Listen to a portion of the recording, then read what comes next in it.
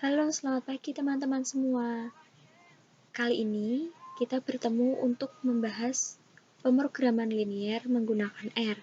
Jadi sebelumnya kita sudah belajar bagaimana implementasi program linier yang merupakan teknik analisis kuantitatif menggunakan model matematika. Kali ini kita akan belajar program linier menggunakan R. Nah, sebelum kita masuk ke program linier menggunakan R, kita akan mengenal dahulu apa sih bahasa pemrograman R itu. Jadi, bahasa pemrograman R merupakan fasilitas software yang dapat digunakan dalam manipulasi data, simulasi, kalkulasi, dan juga peragaan grafik atau visualisasi data.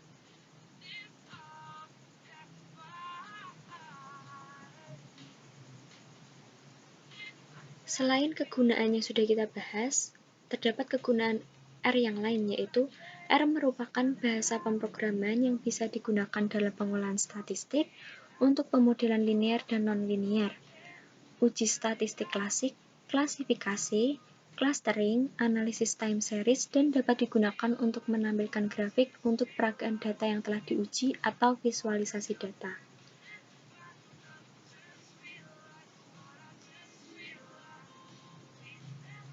Jadi di dalam R itu terdapat banyak sekali paket-paket atau modul-modul yang bisa kita gunakan untuk analisis data. Jadi semisal kita akan menganalisis data menggunakan metode tertentu, di dalamnya sudah terdapat paket-paket sesuai dengan analisa yang kita inginkan. Semisal kita mau menggunakan ANN atau KNN atau random forest, di dalam R kita sudah disediakan paket-paket yang bermanfaat untuk analisis data.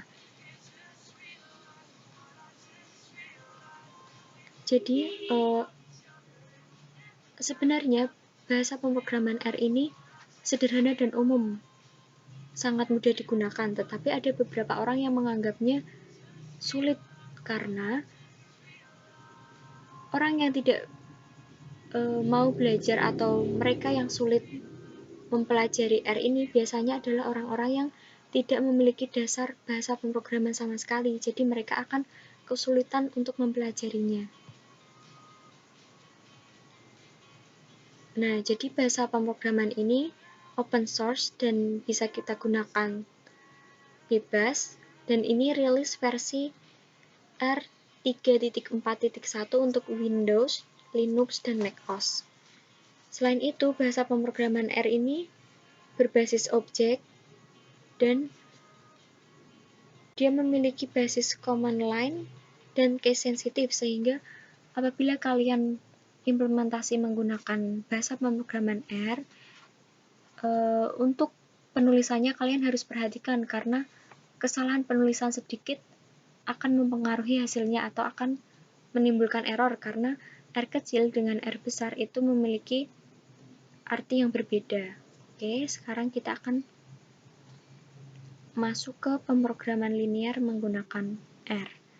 Jadi untuk percobaannya, kali ini kita akan menggunakan soal yang sudah pernah dibahas sebelumnya. Jadi sebelumnya sudah pernah dibahas bagaimana cara perhitungannya atau penyelesaiannya menggunakan grafik. Kali ini kita akan belajar untuk menggunakannya di R. Nah, oke. Jadi yang pertama, untuk tampilan R ini, di dalamnya kita harus mengecek dahulu di dalamnya sudah ada paket-paket apa saja yang tersedia. Jadi ketika kita mau menganalisa data, kita harus tahu dahulu apabila saya mau menggunakan metode ini memerlukan package apa, jadi kita harus install dahulu. Oke, untuk pemrograman linier kali ini paket yang biasa digunakan yaitu LPsolve atau LPsolve API atau LPsolve API, tapi kali ini kita akan pakai LPsolve. Nah, yang pertama kita harus memanggil library-nya terlebih dahulu. Oke, kita ketikkan library. Oke, namanya lp solve. Oke. Nah, cara menjalankannya, karena ini berbasis command line, jadi kita untuk menjalankannya itu per baris ya. Jadi untuk menjalankannya kita cukup klik Ctrl Enter. Oke. Jadi setelah kita memanggil library-nya, kita mulai untuk menentukan koefisien variabel keputusan. Jadi sebelumnya kan kita sudah implementasi menggunakan model matematika. Jadi kita melihat dari tabel yang sudah dibuat. Oke, yang pertama, supaya kalian tidak lupa untuk per baris ini digunakan untuk apa, baris ini untuk apa, kalian biasakan gunakan komen. Nah, komen itu biasanya menggunakan pagar, tanda pagar. Lalu kita tuliskan komennya. Tentukan koefisien variabel keputusan. Oke. Nah, semisal kita untuk variabel keputusan kita akan buat vektor. Vektor ini kita buat semisal dengan nama keputusan. Keputusan. Oke. Nah, untuk pembuatan vektor biasanya kita menggunakan C. Kemudian kita isikan nilainya 20 dan 15. Itu berlaku untuk harga pohon jeruk itu 20.000 dan pohon apel 15.000. Oke, untuk menjalankannya kita klik Ctrl Enter. Kemudian selanjutnya kita membuat constraint matrix atau kendalanya. Jadi kita buat komen dahulu.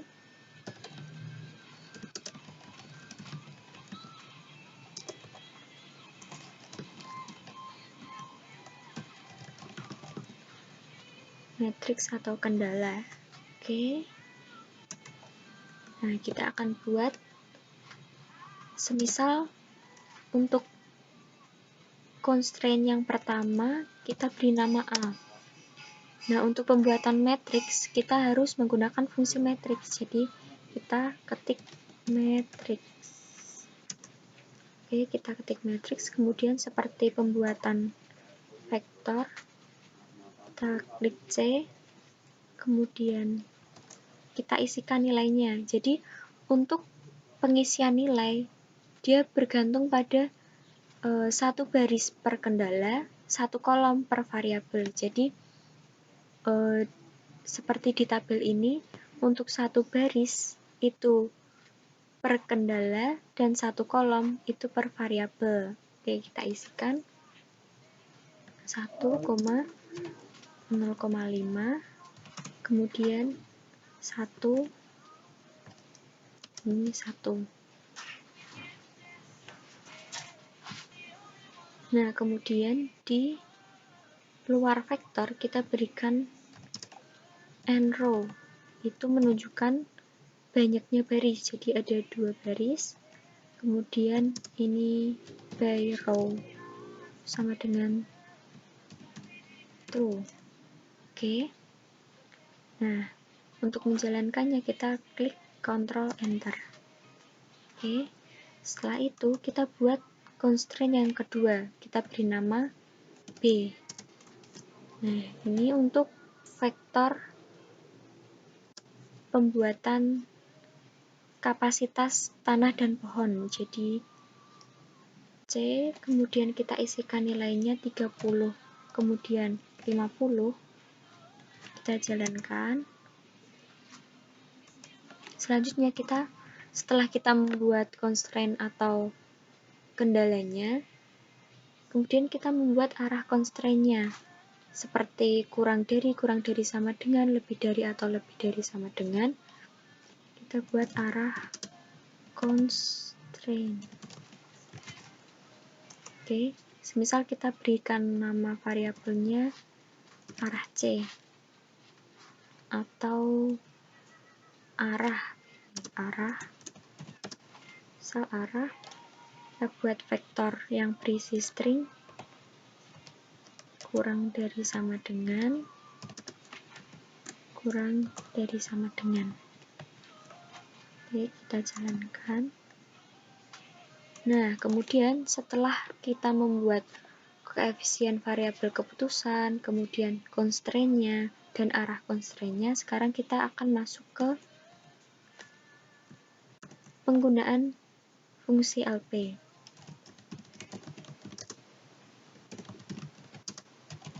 Nah, untuk kali ini kita akan membuat fungsi yang menghitung. Nantinya kita akan mendapatkan hasil apakah sesuai dengan perhitungan kita sebelumnya. Jadi sekarang kita akan menggunakan fungsi LP yang akan kita berikan nama semisal optimal. Namanya optimal. Kemudian kita menggunakan fungsi LP. Oke. Nah, untuk LP ini kita berikan di fungsi LP, dia sudah terdapat variabel-variabel apa saja yang perlu diisikan. Jadi di internet atau modul-modul yang tersedia untuk penjelasan mengenai metode-metode yang ada di R biasanya sudah dijelaskan. Jadi di pemanggilan fungsi tersebut harus beserta dengan variabel-variabel yang perlu diisikan. Jadi yang pertama yang kita isi yaitu direction atau arahnya. Jadi karena kita penyelesaiannya ini untuk mendapatkan pendapatan yang sebanyak-banyaknya atau keuntungan yang sebanyak-banyaknya, maka kita menggunakan max. Apabila kita menemui persoalan untuk mendapatkan kerugian yang paling sedikit, kita menggunakan min. Oke. Ya, kemudian kita isikan variabel objective.in. Nah, ini kita isikan koefisien variabel keputusannya. Jadi kita isikan variabel keputusannya. Tadi di atas kita sudah buat yaitu keputusan. Jadi kita ambil di sini keputusan. Kemudian yang ketiga cons.mat. Oke, ini kita isikan constraint yang pertama yaitu A. Kemudian cons.dir itu kita isikan direction-nya. Jadi constraint direction-nya itu arah. Kemudian kita isikan constraint RHS ini kita isikan B.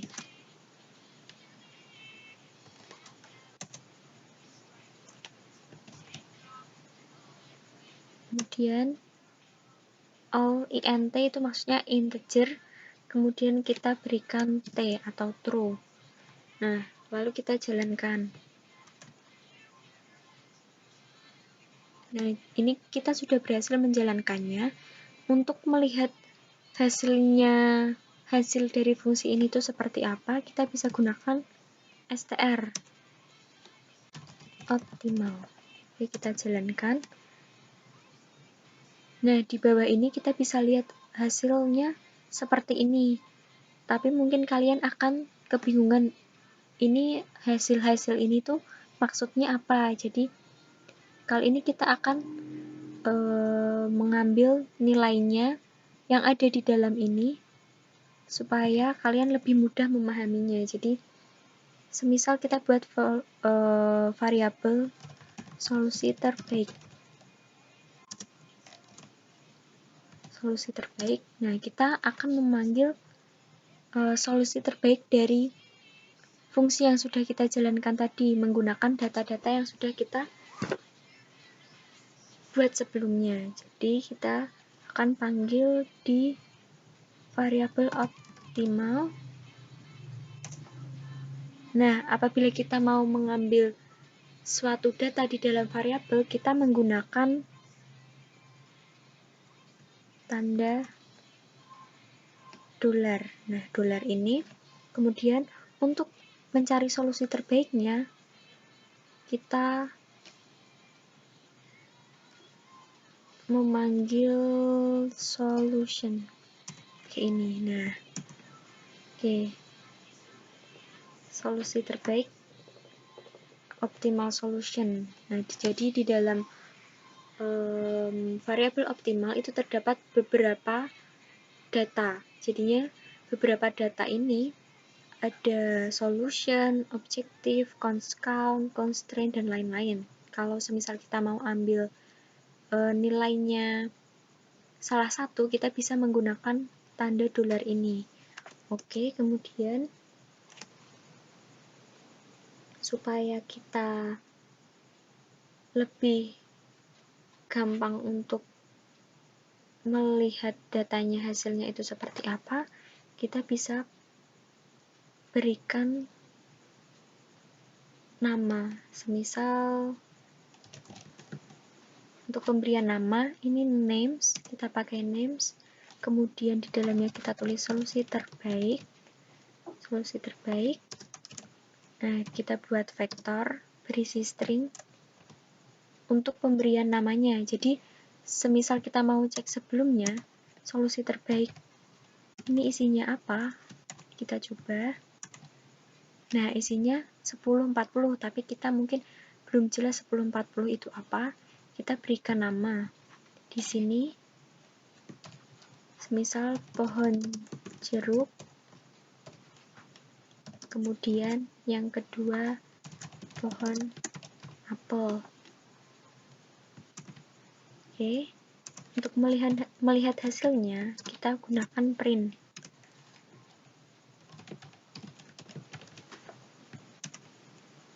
Nah, jadi pohon jeruk sebanyak 10 dan pohon apel sebanyak 40. Kemudian untuk mendapatkan kira-kira pendapatan maksimal yang didapatkan untuk pohon jeruk 10 dan pohon apel 40 itu berapa? Kita bisa cari di optimal object value. Jadinya kita bisa panggil print paste, kemudian kita berikan string dengan nama pendapatan maksimal yang didapatkan.